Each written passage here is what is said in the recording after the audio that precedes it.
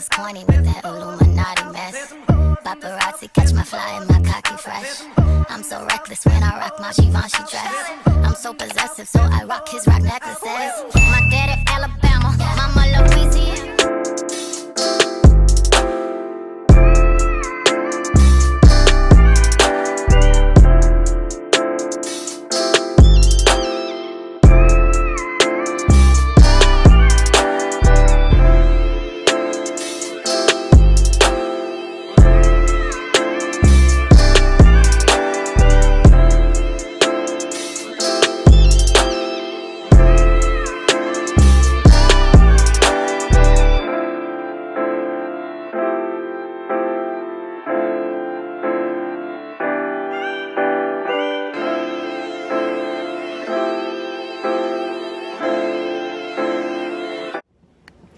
Hey y'all, hey, and welcome back to my channel. It is a Sunday morning, and as you guys just seen, I made me some coffee this morning. I woke up in a great mood, so I decided to go ahead, pick up the camera, and let's go ahead and get started on today. So excuse my look, you guys. Like I said, it's Sunday morning.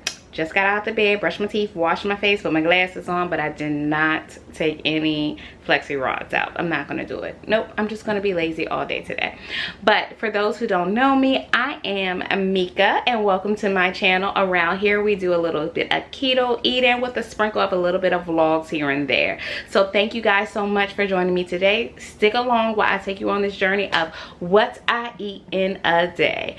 All right, see you guys in the next clip. I'm gonna go ahead and sip on this, a good coffee that I just made. Bye.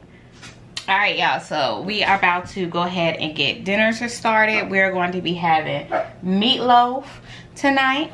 So I have a pack of pepper. Sorry, you guys. Somebody's always talking when I'm trying to record. Ground beef here, the lean ground beef. I got 2 packs of it, one big one and one small, because it seems to cook down a lot, so it's not a lot if I just use 1 pack. My meatloaf pan here, I have parchment paper. I'm going to place this in the bottom of the meatloaf pan so it just makes for easier cleanup. I got 1 egg, and then I have my seasonings, which is Sazon, onion powder, salt, pink Himalayan salt, complete seasoning, pepper, garlic powder, seasonal, and I'm only using a little bit of seasonal because I'm down to my last of the Sazon, so I'm gonna use a little of that, and then chili powder. So I'm gonna go ahead and mix this all together and get this in the pan, and then I have my oven preheating right now at 350 degrees. So you guys stay tuned while I go ahead and mix everything up.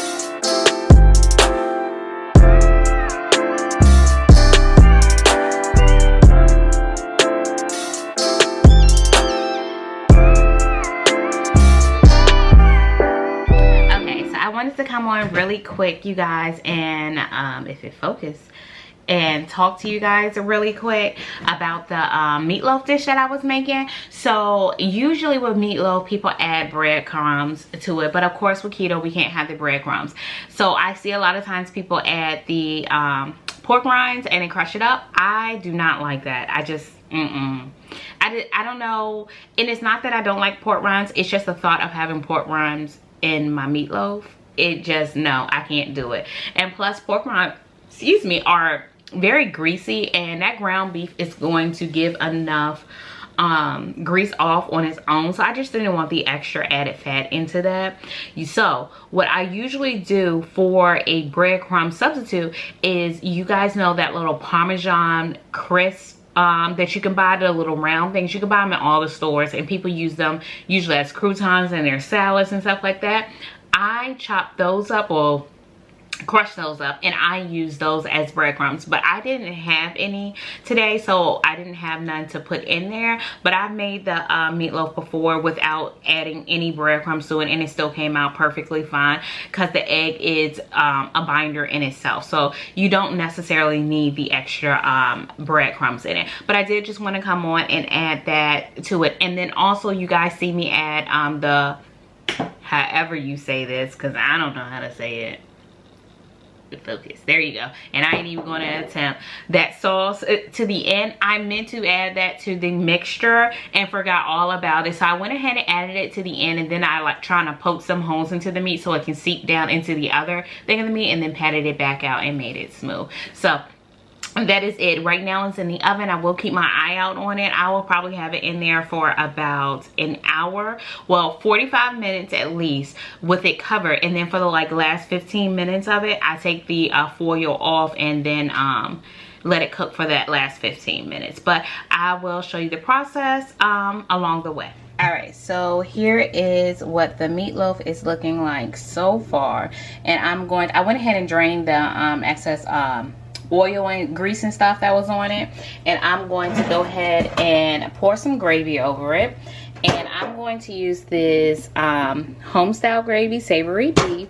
It is let's see the macros, hold on, 4 carbs for the serving size, which is 1/4 of a cup. And of course, on each piece, you're not going to have 1/4 of a cup. So this was the best gravy that I had. And I usually like to add this Campbell's like mushroom, savory mushroom gravy, but they was all out. So I'm just going to add some mushrooms into it as well. And mushrooms are very, very good.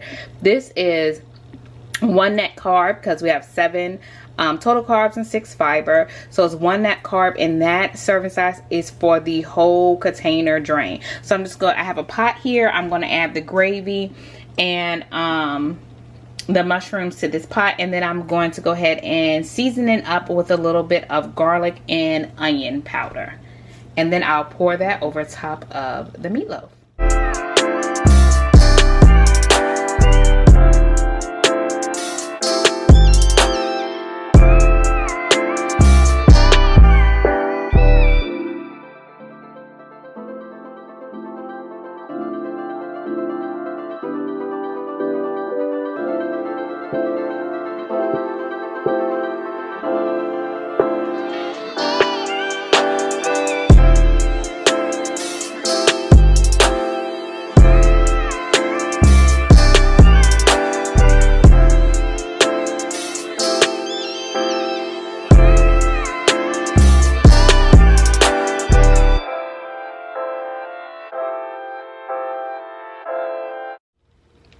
Alright, so what I have is I have the gravy here. It's all done. I'm going to take a knife, and I'm going to just put some little holes in this meatloaf here. As you can see. And then I'm going to take gravy and pour it over.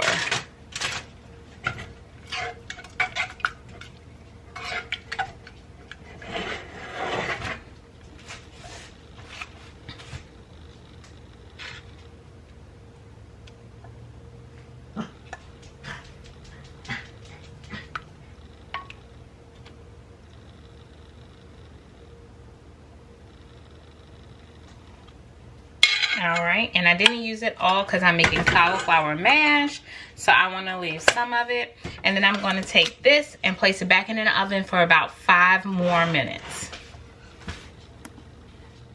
All right, here is the finished product.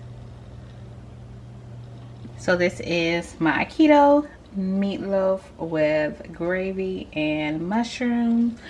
And I'm going to go ahead and cook up some cauliflower mash and broccoli to go with it.